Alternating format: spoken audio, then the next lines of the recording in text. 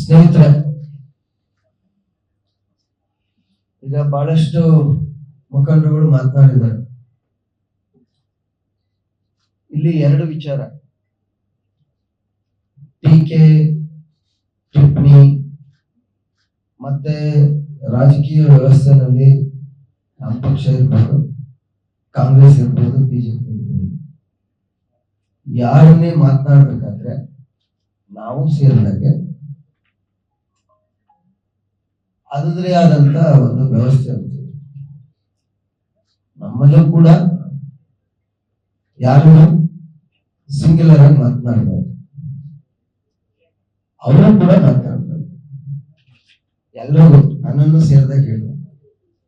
ಈ ಸಂದರ್ಭದಲ್ಲಿ 3 ವಿಚಾರಗಳನ್ನ ನಿಮ್ ಜೊತೆ ಹಂಚ್ಕೊಳ್ಳಿಕ್ಕೆ, ಮೊನ್ನೆ ಕಾಂಗ್ರೆಸ್ನವರು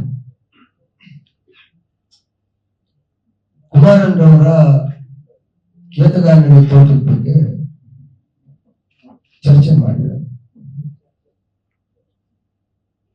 ಅದು ಇವತ್ತು ಇದು 40 ವರ್ಷಗಳ ಹಿಂದೆ ಅವರೊಂದು 50 ಎಕರೆನ 40 ವರ್ಷಗಳ ಹಿಂದೆ ಪರ್ಚೇಸ್ ಮಾಡಿದ್ದಾರೆ. ಅದಕ್ಕೆ ಸೇಡ್ ಹಿಡಿದೆ. ಇದ್ಯಾರ ನಮ್ಮ ಪುಣ್ಯಾತ್ಮ 14 ಎಕರೆ ಅಂತ ಹೇಳ್ತಾರೆ. ನಾನು ನಿಮ್ಮ ಮೂಲಕ ಕಾಂಗ್ರೆಸ್ನವ್ರಿಗೆ ತಿಳಿಸೋದು, ಇಡೀ ಈ ರಾಜ್ಯದ ಇತಿಹಾಸದಲ್ಲಿ ಬಹಳಷ್ಟು ರಾಜಕಾರಣಿಗಳು ಒತ್ತುವರಿಯನ್ನ ಮಾಡಿರ್ತಕ್ಕಂಥ ಘಟನೆಗಳು ಆಗಾಗ ಚರ್ಚೆಗೆ ಬರ್ತಾ ಇರ್ತವೆ. ಒಂದೇ ಒಂದು ಪ್ರಕರಣ SITಗೆ ಕೊಟ್ಟಿರ್ತಕ್ಕಂಥದ್ದನ್ನ ನೀವು ನೋಡಿದ್ದೀರಾ? 40 ವರ್ಷ ಉಳಿತಿದ್ದಂತ ಜಮೀನನ್ನ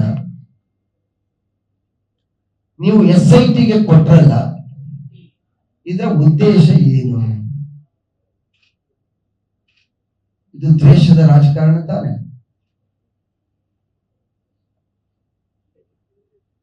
ನೀವು ಉದ್ದೇಶಪೂರ್ವಕವಾಗಿ ದೇವೇಗೌಡರ ಕುಟುಂಬನ, ಕುಮಾರಣ್ಣರವ್ರನ್ನ ಅವರ ರಾಜಕೀಯ ಜೀವನಕ್ಕೆ ಕಪ್ಪು ಚುಕ್ಕಿಯನ್ನು ತರಬೇಕು ಅಂತಾನೆ ತಾನೆ ನೀವು SITಗೆ ಕೊಟ್ಟಿದ್ದು? ಕಾಂಗ್ರೆಸ್ನವ್ರೆ ಆಯ್ತು, ಎಷ್ಟು ಜನ ನಿಮ್ಮ ಲೀಡರ್ಗಳ ಮೇಲೆ ಭೂ ಒತ್ತುವರಿ ಆರೋಪ ಇದೆ, ಯಾಕೆ ಕೊಡ್ಲಿಲ್ಲ? ಎರಡನೇ ವಿಚಾರ,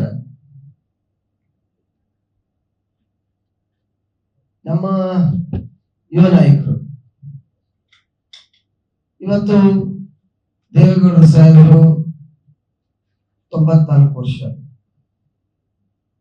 ಕುಮಾರಣ್ಣವರು ರಾಷ್ಟ್ರದ ಕೆಲಸವನ್ನು ಮಾಡ್ತಾ ಇದ್ದಾರೆ,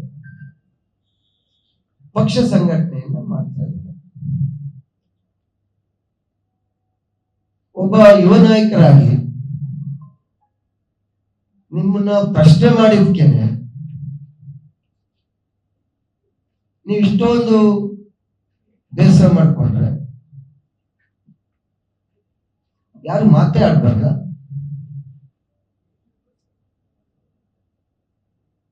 ಪಾಪ ನಿಮ್ಮ ಆಸೆ ಇದೆ, ರಾಜ್ಯದ ಜನ 139 ಸೀಟ್ನ ಕೊಟ್ಟಿದ್ದಾರೆ, ಅದು ನಿಮ್ಮ ಪಕ್ಷದ ವಿಚಾರ, ನಾವೇನದನ್ನ ಚರ್ಚೆ ಮಾಡೋಣ. ನಿಮ್ಮವ್ರಿಗೂ ಹೇಳಿ, ಈಗ ಯಾರು ಮಾತಾಡ್ತಾ ಇದ್ದೀರಿ, ನಿಖಿಲ್ ಅವ್ರು ಮಂಡ್ಯದಲ್ಲಿ 5.5 ಲಕ್ಷ ಓಟ್ ತಗೊಂಡವ್ರಲ್ಲ, ಅಷ್ಟು ಓಟ್ ನೀವು ಯಾರು ತಗೊಂಡೇ ಇಲ್ಲ. ನೀವು ಯಾವ ಚುನಾವಣೆಯಲ್ಲೂ MLA ಇರ್ಬೋದು, ಮಂತ್ರಿ ಇರ್ಬೋದು, ಬೇರೆ ಬೇರೆ ಸ್ಥಾನಗಳನ್ನ ನೀವು ಅಲಂಕರಿಸಿರ್ಬೋದು. ಮತದಾರರ ಮಾತನ್ನ 5.5 ಲಕ್ಷನ ನೀವು ಯಾರು ತಗೊಂಡಿಲ್ಲ.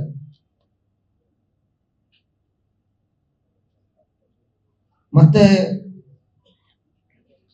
ಮೊನ್ನೆ ಈಗ ನಮಗೆ ಅನುಮಾನ ಕಾಡ್ತಾ ಇದೆ, ನೋಡಿ, ಮತದಾರ ಪರಿಷ್ಕರಣೆ ನಡೀತಾ ಇದೆಯಲ್ಲ, ಯಾಕೆ ನಿಮ್ಗೆ ಅದ್ರ ಬಗ್ಗೆ ಆತಂಕ? ಹಾಗಿದ್ರೆ 23 ಚುನಾವಣೆಯಲ್ಲಿ ನೀವು ಇಷ್ಟು ಸ್ಥಾನನ ಗಳಿಸಿದಿರಲ್ಲ, ಈಗ ನಮ್ಗೆ ಅನುಮಾನ ಪ್ರಾರಂಭ ಆಗ್ತದೆ. ಈಗ ಕೃಷ್ಣರಾಜನಗರ ಕ್ಷೇತ್ರದಲ್ಲಿ ಉದಾಹರಣೆಗೆ 18,800ಕ್ಕೂ ಹೆಚ್ಚು ಮತದಾರರ ವಿಳಾಸಗಳು ಸಿಗ್ತಾ ಇಲ್ಲ. ಈಗ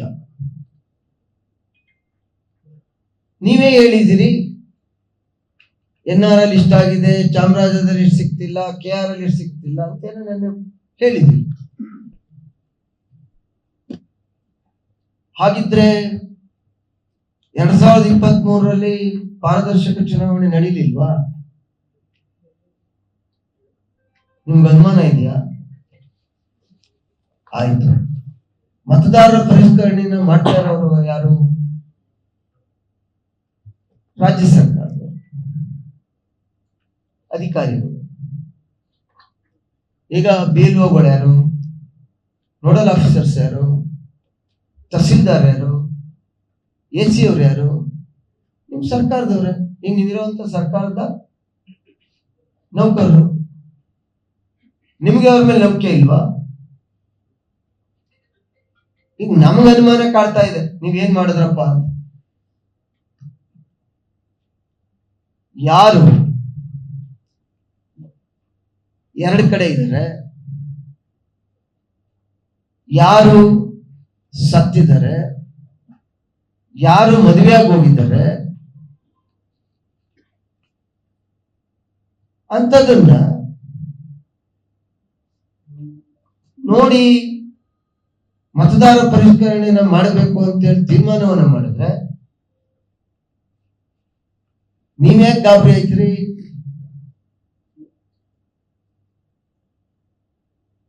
ನಿಜವಾಗಿ ವೋಟರ್ಸ್ ಇದ್ರೆ ಪಟ್ಟಿ ಅನೌನ್ಸ್ ಆದ್ಮೇಲೆ ಯಾರಾದ್ರೂ ಕೈ ತಪ್ಪೋಗಿದ್ರೆ ಅದನ್ನ ಸೇರ್ಸೋಕ್ಕೂ ಕೂಡ ಅವಕಾಶ ಇದೆಯಲ್ಲ. ಈಗ ನಮ್ಗೆ ಇದೆಲ್ಲಿಂದ ಬಂದ್ರು 18,800 ಜನ ಅಂತ ಹೇಳಿ, ಎಲ್ಲಿಗೆ ಹೋದ್ರು, ಅವರೆಲ್ಲ ಎಲ್ಲಿಯವರು ಅಂತ ಈಗ ನಮ್ಗೆ ಅನುಮಾನ. ಇವರು ಆತಂಕ ಪಡಿಸಿದ್ರು. ಕೊನೆಯದಾಗಿ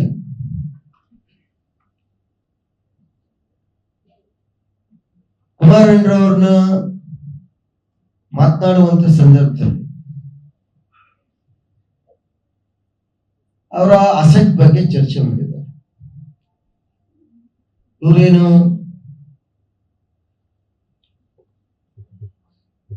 ಆಲೂಗೆಡ್ಡೆ ಬೆಳೆದಿದ್ರ ಅಂತ ಈ ಕಾಂಗ್ರೆಸ್ನವ್ರು ಕೇಳದ್ನ. ಕುಮಾರಣ್ಣರವರು ಫಿಲಂ ಡಿಸ್ಟ್ರಿಬ್ಯೂಷನ್ ಮಾಡ್ತಿದ್ರು, ಫಿಲಂ ತೆಗಿತಿದ್ರು, ನಿರ್ಮಾಪಕರಾಗಿದ್ರು, ಮಗ ಆಕ್ಟರ್ ಆಗಿ ಅನೇಕ ಸಿನಿಮಾಗಳನ್ನ ಮಾಡಿದ್ದಾರೆ, ವ್ಯವಸಾಯನೂ ಕೂಡ ಮಾಡಿದ್ದಾರೆ. ನಿಮ್ಮಲ್ಲೆಲ್ಲ ಈಗ ರಾಜಕಾರಣಿಗಳು ಇದಾರಲ್ಲ,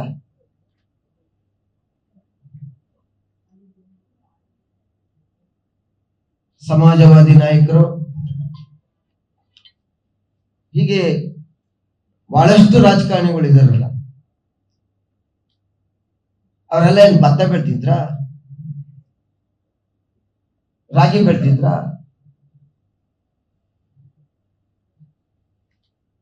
ಕಡ್ಲೆಕಾಯಿ ಬೆಳೆದಿದ್ರ ಕಾಂಗ್ರೆಸ್ನವ್ರ? ನನ್ನನ್ನು ಸೇರಿದಾಗ ರಾಜಕಾರಣದ ವ್ಯವಸ್ಥೆನಲ್ಲಿ ಯಾರೂ ಕೂಡ ಪ್ರಾಮಾಣಿಕರಿಲ್ಲ. ನಿಮ್ ಮನಸ್ಸಾಕ್ಷಿ ಕೇಳ್ಕೊಳ್ಳಿ. ಬೇಕಾದ್ರೆ ಕರೀರಿ ನಿಮ್ಮ ಮುಖ್ಯಮಂತ್ರಿನ ಮತ್ತೆ ನಿಮ್ಮ ಉಪಮುಖ್ಯಮಂತ್ರಿನ, ಇರ್ಬೋದು ಪರ್ಸೆಂಟೇಜ್. ಒಬ್ರು 100%, ಒಬ್ರು 90%, ಒಬ್ರು 80%, ಒಬ್ರು 10%. ಭ್ರಷ್ಟಾಚಾರ ನಡೀತಾ ಇರೋದನ್ನ ನೋಡ್ಕೊಂಡು ಕೂತ್ಕೊಂಡಿರೋದು ಕೂಡ ಅಕ್ಷಮ್ಯ ಅಪರಾಧ.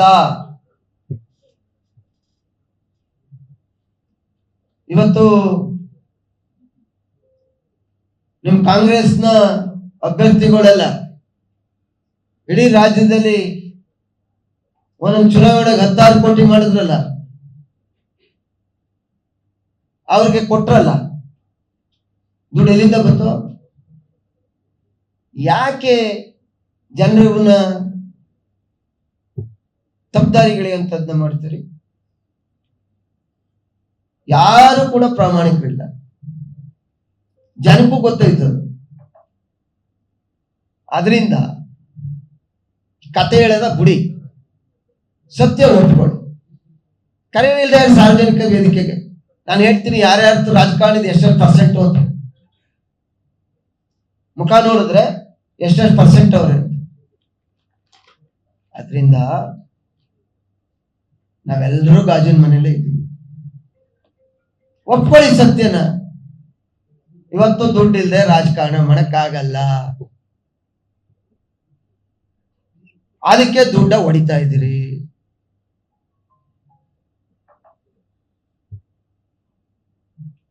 ಇಡೀ ವ್ಯವಸ್ಥೆ ಗೊತ್ತಿರ್ತಕ್ಕಂಥದ್ದು. ಕೇಳ್ತಾರೆ ನಮ್ಮನ್ನ. ನಮ್ಮ ಮನೆ ವಿಧಾನಸಭೆಯಲ್ಲಿ ಹೇಳ್ದೆ, 15 ವರ್ಷ ನಾನು ನಿನ್ ಜೊತೆಗೆ ಗೆದ್ದಿದ್ದೀನಣ್ಣ, ನಮ್ಮೂರು ತಾಲೂಕು ಮಾಡಿದೆ, ನನ್ಗೇನ್ ಮಾಡಿದೆ ಅಂತ ಕೇಳಿದೆ. ನಾವೇನಾರ ಮಾಡ್ಬೇಕು ಅಂದ್ರೆ ನಾವ್ ಇನ್ನೊಬ್ರ ಕೈ ಚಾಚಲೇಬೇಕಲ್ಲ. ಇದು ವ್ಯವಸ್ಥೆ. ಅದರಿಂದ JDS ಅವ್ರಿಗಿಂತ ಭ್ರಷ್ಟಾಚಾರ ಅತಿ ಹೆಚ್ಚಿರ್ತಕ್ಕಂಥದ್ದು ನಿಮ್ಮ ಪಕ್ಷದಲ್ಲಿ. ಆ ಸ್ವಾಮಿ, ನಾವೇನು ಮಾತಾಡಕ್ ಹೋಗ್ತಾ ಇಲ್ಲ. ಒಂದು ಹಿಂದುಳಿದ ವರ್ಗಗಳಲ್ಲಿ ಸ್ಕೂಲ್ಗೆ ಒಂದು ಟಿವಿ ಟೆಂಡರ್ ಆಗದೆ. ಟಿವಿ ಒಂದು ಟಿವಿಗೆ 1.25 ಲಕ್ಷ ರೂಪಾಯಿ ನೋಡಿದೀವಿ ಹೈಯೆಸ್ಟ್. ಅಂದ್ರೆ ಮಕ್ಕಳುಗಳು ನೋಡ್ತಾರಲ್ಲ, ಅದಕ್ಕೆ ಹೋಗೊಂದ್ಸತಿ ತೆಗೆದು ನೋಡಿ ಎಷ್ಟು ಲಕ್ಷ ಬಿಲ್ ಮಾಡಿದಿರಿ ಅದ ಅಂತ. ಎಷ್ಟು ಲಕ್ಷ ಐಂದದ ಹೆಸರನ್ನ ಹೇಳ್ಕೊಂಡು ಬಂದ್ರಲ್ಲ, ಅದಕ್ಕೆ ಎಷ್ಟು ಲಕ್ಷ ಬಿಲ್ ಮಾಡಿದಿರಿ ಆ ಹಿಂದುಳಿದ ವರ್ಗಗಳ ಇಲಾಖೆಯಲ್ಲಿ. ಅದರಿಂದ ಜನಕ್ಕೂ ಗೊತ್ತು, 2 ವರ್ಷ ಚುನಾವಣೆ ಬರ್ಲಿ ಅಂತ ಕಾಯ್ತಾ ಇದ್ದಾರೆ. ನಮ್ಮ ಉಪಮುಖ್ಯಮಂತ್ರಿಗೆ ಹೇಳಿದ್ದಾರೆ, ಮುಂದೇನೋ ನಾವೇ ಅಂತ. ಜನ ತೀರ್ಮಾನ ಮಾಡ್ತಾರೆ, ಸಮ್ಮಿಶ್ರ ಸರ್ಕಾರ ಬೇಕಾ ಇಲ್ಲ ನಿಮ್ದೇ ಸರ್ಕಾರ ಬೇಕಾ. ನಿಮ್ಮೆಲ್ಲರಲ್ಲಿ ಪಾಪ ಇನ್ನು 2 ವರ್ಷದ ಏನಾರು ಹೇಳಿ ಮೆಚ್ಚುಗೆ ತಗೊಂಡು ಯಾವ್ದಾರು ಬೋರ್ಡು ಚೇರ್ಮನ್ ಬೇಡ ಅಂತ ಹೇಳಲ್ಲ. ಆದ್ರೆ ಸ್ವಲ್ಪ ಸತ್ಯ ಮಾತಾಡಿ. ಜಾನವೇ ತೀರ್ಮಾನ ಮಾಡ್ಬಿಟ್ಟವ್ರ. ನಾವು ಹೋಗಿ ಜನರ ಮುಂದೆ ನಿಂತ್ಕೊಂಡ್ರೆ ಇವ್ರು ಇಷ್ಟು ಪರ್ಸೆಂಟು, ಏನಾಗ್ತಾ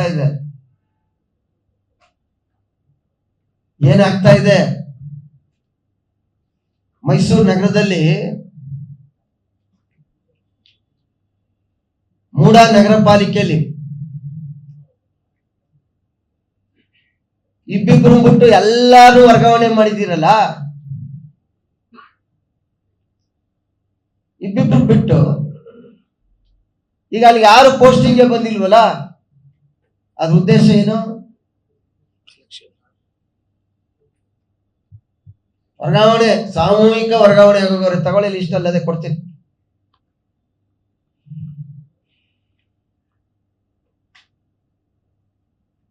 ಯಾಕೆ ಅಲ್ಲಿ ಇನ್ನೂ ಪೋಸ್ಟಿಂಗ್ ಆಗಿಲ್ಲ?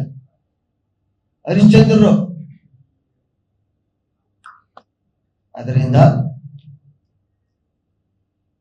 ಆರೋಪ ಪ್ರತ್ಯಾರೋಪ ಇರ್ತದೆ. ಆದ್ರೆ ಭಾಷೆ ಮೇಲೆ ಇತಿಮಿತಿ ಇರಲಿ. ನನಗ್ ಗೊತ್ತಿಲ್ಲ, ನಮ್ ಲೀಡರ್ಗಳೆಲ್ಲ ಆಸ್ತಿ ಮಾಡಿದ್ರೆ ಆಲೂಗೆಡ್ಡೆ ಬೆಳೆದವ್ರ ತೆಂಗಿನಕಾಯಿ ಬೆಳೆದವ್ರ ಅಂತ ಕೇಳ್ತಾರೆ. ಅದಕ್ಕೆ ಸಾಕ್ಷಿ ಅಲ್ಲೇ ಅದೇ 40 ವರ್ಷ ತೆಂಗಿನ ಮರ. ನಿಮ್ಮವರೆಲ್ಲ ಎಲ್ಲೆಲ್ಲಿ ಏನೇನು ಆಸ್ತಿ ಮಾಡವ್ರೆ, ಎಂತೆಂತ ಬಂಗ್ಲೆಗಳು ಮಾಡವ್ರೆ. ನಾವು ರಿಯಲ್ ಎಸ್ಟೇಟ್, ನನಗೆ ನನ್ನ ಉದ್ಯೋಗನೇ ಅದು. ನಾನು ಪ್ರಾರಂಭ ಮಾಡಿದ್ದೆ ಆದ್ರಿಂದ 10 ಲಕ್ಷ ತಗೋತೀವಿ, 1 ಕೋಟಿಗೆ ಮಾರ್ತೀವಿ. ಆದ್ರೆ ಒಂದ್ ಹೇಳ್ತೀನಿ, ನನ್ನ 38 ವರ್ಷದ ಅನುಭವದಲ್ಲಿ ಒಬ್ಬರ ಹತ್ರ ವರ್ಗಾವಣೆ, ಒಬ್ಬರ ಹತ್ರ ಕೆಲಸ ಕೊಡಿಸ್ತೀನಿ, ಒಬ್ಬ ಕಾಂಟ್ರಾಕ್ಟರ್ ಹತ್ರ ಕೈ ಚಾಚಿಲ್ಲ. ಅದು ಭಿಕ್ಷೆ ಅನ್ನೋ ರೀತಿನಲ್ಲಿ ಜೀವನ ಮಾಡ್ತಾ ಇದ್ದೀವಿ. ವ್ಯವಹಾರದಲ್ಲಿ ಮಾಡ್ತೀವಿ, ನಾನು ಇಲ್ಲ ಅಂತೇನು ಹೇಳಲ್ಲ. ಅದರಿಂದ ನಮ್ಮೆಲ್ರಿಗೂ ಮಾತಾಡುವಾಗ ನಮ್ಮವ್ರನ್ನು ಭಾಷೆ ಮೇಲೆ ಇರ್ತಾ ಇರಲಿ. ಕೆಲವರು ಯಾರೋ ಮೊನ್ನೆ ಮಾತಾಡಿದ್ದಾರೆ, ನೀನು ತಾನು, ಅದು ತಪ್ಪು. ಯಾರೇ ಮಾತಾಡಿ, ನಾನೇ ಮಾತಾಡಿ, ಈಗಲೇ ರಾಜಕಾರಣ, ನಮ್ಮ ರಾಜಕಾರಣ ಮೇಲೆ ನಂಬಿಕೆ ಹುಟ್ಟೋದಿಲ್ಲ. ಆದ್ದರಿಂದ ನನ್ನೆಲ್ಲ ಸ್ನೇಹಿತರಿಗೆ ಅಂಚೆ ನಾವು ಸಾಮಾನ್ಯ ಇಂಥ ವಿಚಾರಗಳು ಮಾಡ್ಲಿಕ್ಕೆ ಹೋಗಲ್ಲ. ಬಟ್ ಮೊನ್ನೆ ನೋಡಿದಾಗ ಬೇಸರ ಆಯ್ತು. ನಾವೆಲ್ಲ ಜನತಾದಳದಲ್ಲಿರೋರೆಲ್ಲ ಭ್ರಷ್ಟಾಚಾರಿಗಳು, ನೀವೆಲ್ಲ ಪ್ರಾಮಾಣಿಕರಾದ್ರೆ ನೀವು ಇಲ್ಲಿವರೆಗೆ ಮಾಡಿರೋ ಆಸ್ತಿಗಳು, ಚುನಾವಣೆ ಖರ್ಚಾಗಿರೋ ದುಡ್ಡು, ಅವೆಲ್ಲ ಎಲ್ಲೆಲ್ಲಿ ಬೆಳೆದ್ರಿ ಅಂತ ಒಂಚೂರು ಜನಕ್ಕೆ ತಿಳಿಸಿದ್ರೆ ನಿಮ್ಮನ್ನೆಲ್ಲ ಕರೆದು ನಾವು ಕರ್ನಾಟಕ ರಾಜ್ಯದ ಜನತೆಯ ಪರವಾಗಿ ನಿಮ್ಮನ್ನೆಲ್ಲ ಸನ್ಮಾನ ಮಾಡ್ತೀವಿ ಅಂತ ಹೇಳಿ ನಿಮ್ಮೆಲ್ಲರ ಮೂಲಕ ಅವ್ರಿಗೆ ಮನವಿ ಮಾಡಿ ನನ್ನ ಮಾತು ಮುಗಿಸ್ತೀನಿ. ಜೈ ಶೇಖರ್.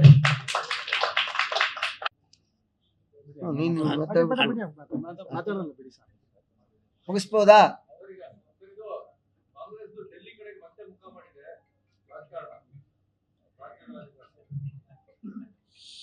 ಸರ್, ಈಗ ಕಾಂಗ್ರೆಸ್ನವ್ರಿಗೆ ಹೋಗ್ತಾ ಇರುವಂತ ಸೋರ್ಸ್ ಇದು ಒಂದೇ. ಕಾಂಗ್ರೆಸ್ ಲೀಡರ್ಶಿಪ್ ಚರ್ಚೆ ಮಾಡಕ್ ಕರೆದಿದ್ದಾರೋ,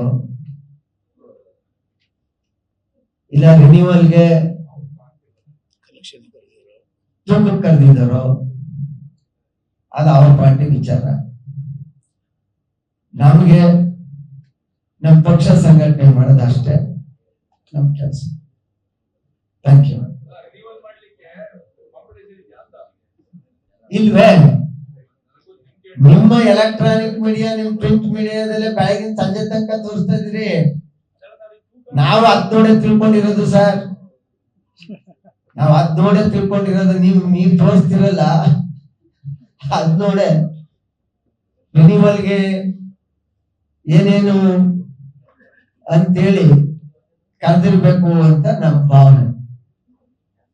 ಅದರಿಂದ ನಮ್ಮ ಮೈಸೂರು ಲೀಡರ್ಗಳಿಗೆ, ಕಾಂಗ್ರೆಸ್ ಲೀಡರ್ಗಳಿಗೆ ಅದ್ರಗಡೆ ಚರ್ಚೆ ಮಾಡಿ ಫಸ್ಟ್, ಆಮೇಲೆ ನಮ್ಮ ಆಲೂಗಡ್ಡೆ ಬಗ್ಗೆ ಮಾತಾಡೋದು. ನಮಸ್ಕಾರ.